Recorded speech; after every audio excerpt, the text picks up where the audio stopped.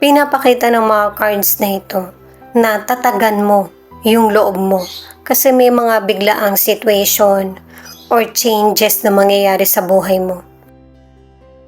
Kinakailangan mong makasurvive at saka magtagumpay sa challenges na nararanasan mo or paparating. Lalo na't pinapakita sa mga cards na yung kakaharapin mong sitwasyon ay hindi payapa. Dito susubukan yung pasensya mo, determinasyon, at saka yung tiwala sa sarili. Starting point ito ng makabago at makakabuti sa buhay mo.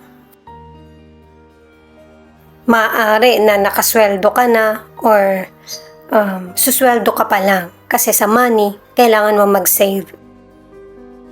Kasi may mga ilang Aquarius na makakaranas ka ng kagipitan